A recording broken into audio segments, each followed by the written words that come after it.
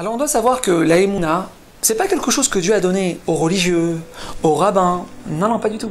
On a chacun d'entre nous, quel que soit notre niveau, l'obligation de réaliser, de croire, d'être convaincu que chaque chose que Dieu fait dans notre vie à chaque seconde, c'est la meilleure chose qui soit pour nous sur Terre.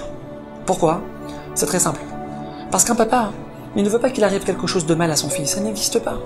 Et si déjà un père ne veut pas qu'il arrive quelque chose de mal à son enfant, alors combien de fois, à plus forte raison, celui qui m'a créé, celui qui me fait vivre chaque instant, celui qui me donne tout ce que j'ai, celui qui est à l'origine de chacune de mes réussites, il est inconcevable qu'il puisse me faire du mal. Alors c'est vrai, parfois on ne comprend pas ce qui se passe. Parfois on se pose même la question, mais pourquoi je suis obligé de passer par de telles difficultés? Pourquoi je dois autant galérer dans ma vie? Deux possibilités. La première, c'est que parfois Dieu a besoin de nous secouer, parce qu'on n'est pas sur la bonne route. De la même manière exactement qu'on punirait notre enfant, qui nous aurait manqué de respect, ou qui aurait fait quelque chose de grave. Donc parfois Dieu attend de nous un examen de conscience qui va nous permettre justement de nous rapprocher un peu plus de lui. Deuxième possibilité, Hachem attend de voir notre Emouna. Parce que la Emouna, mes amis, c'est justement quand on ne comprend pas ce qui nous arrive. C'est justement quand on est dans l'obscurité. C'est là que Dieu attend de voir si on est vraiment fidèle à lui. La Emouna, c'est pas quand on a passé des super vacances à Miami.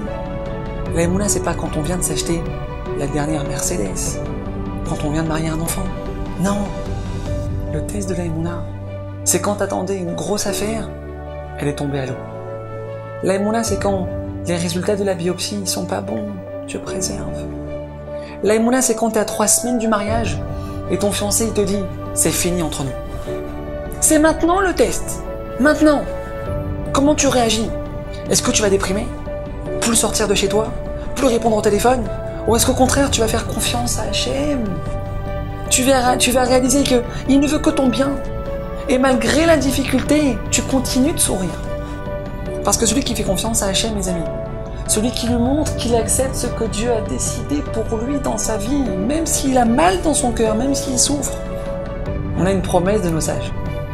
Aboté Arba Hashem, Chesed et Sovevenu, nous dit le roi David dans Télim, celui qui a confiance en Hachem, celui qui s'est baissé la tête devant ce que Hachem a décidé pour lui, sera entouré de bonté au-delà de ce qu'il mérite. À bientôt.